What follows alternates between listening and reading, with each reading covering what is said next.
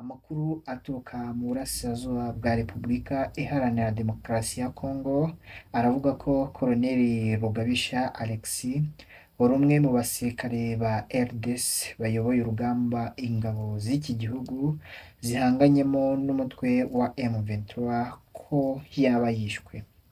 Koloneli Rugabisha yari umuyobozi w'ingabo za FARDC zarwaniraga mu duce twa Ngungu na Nyabibwe. Kugeza ubu haracyari urujijo ku rupfu rw'uyu mwofisiye w'umunyamulenge kuko amakuru avuga ko yaba yishwe n'inyeshyamba za M23, andi akavuga ko yaba yishwe na bagenzi be muri FARDC bamushinja ubugambanyi. Mu mwaka ushize ubwo Koloneli Rugabisha na mugenzi we Liyetona Jenerali Pacifique Masunzu bahabwaga inshingano zo kuyobora urugamba FARDC imaze igihe ihanganyemo na M23, bamaganiwe kure n'abanyekongo bavuga ururimi rw'ikinyarwanda babashinja kugambanira bene babo. Uyu mukoloneli uherutse kugirwa generali mu mwaka ushize, aho amakuru dufite nuko yaba yamaze gushyira mu mwuka. Umwaka ushize Koloneli Rugabisha yagizwe generali. Inkuru yasohotse mu binyamakuru byo muri Kongo yavugaga ko Koloneli Rugabisha Alexis yazamuwe mu ntera agirwa generali wa brigade. Itangazo ryashyizwe ahagaragara n'ubuyobozi bw'igisirikare cya Repubulika Iharanira Demokarasi ya Kongo FARDC ryemeje ko Koloneli Rugabisha Alexis yazamuwe mu ntera agirwa generali wa brigade. Iyi ntambwe ikomeye mu mwuga we ni ikimenyetso cy'icyizere abayobozi bari bamufitiye bitewe n'ubushobozi n'umuhate yagaragaje mu gukorera igihugu. Generali Rugabisha azwiho kugira uruhare rukomeye mu kurinda ubusugire bw'igihugu no kugenzura abaturage mu bice byibasiwe n'ibibazo by'umutekano muke.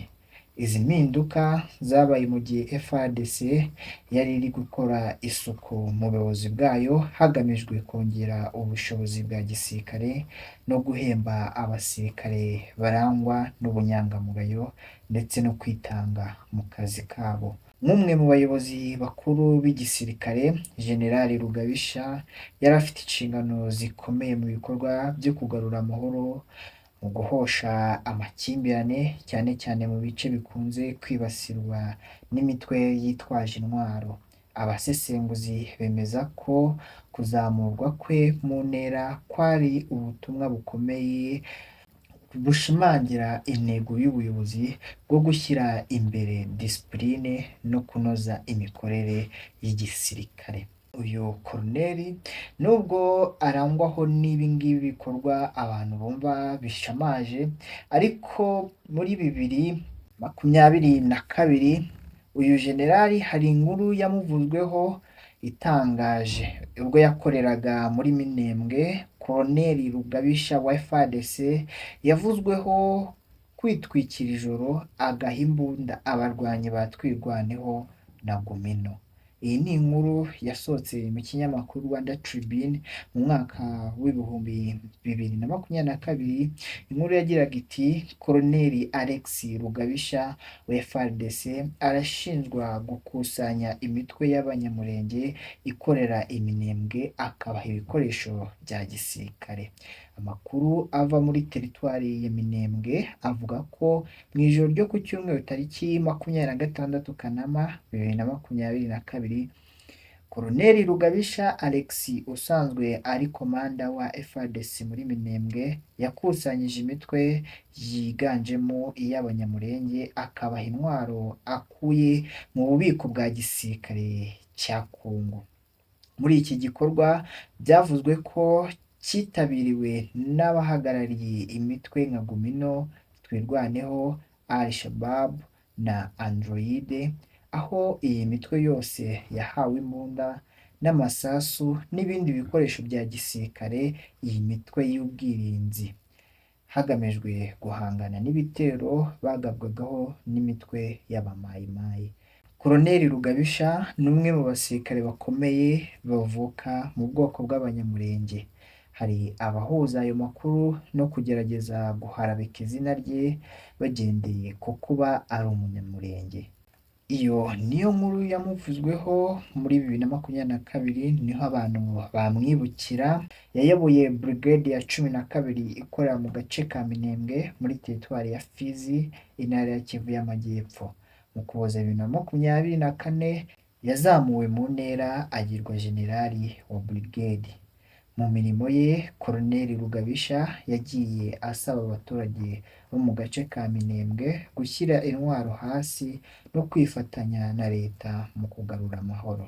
Hari kandi amakuru avuga ko yagiye ashinjwa na bamwe mu baturage gufasha imitwe yitwaje intwaro, ariko ibi birego ntibyigeze byemezwa ku mugaragaro. Koloneli Rugabisha azwiho kugira uruhare mu bikorwa bigamije kugarura amahoro no kurinda abaturage mu bice byibasiwe n'imitwe yitwaje intwaro muri Kivu y'Amajyepfo. Kugeza ubu ngubu yaba M23 niremeza ko yaba yivuganye uyu Koloneli Rugabisha Alexis, ndetse n'igisirikare cya Congo FARDC ntabwo cyari cyatangaza amakuru y'urupfu rw'uyu nguyu, ariko abari hafi y'aho ngaho muri teritwari ya Ngungu bemeza ko uyu mujenerali yaba yamaze gushiramo umwuka ahitanwe na M23, ndetse ariko nubwo bemeza ko ari M23 bikekwa ko yaba yivuganywe na bagenzi be baba bamushinja ubugambanyi. Turagushimiye wabanye natwe, tukubwira ngo amakuru yacu nakagaruka, subscribe, like, share, comment nibyo bitwa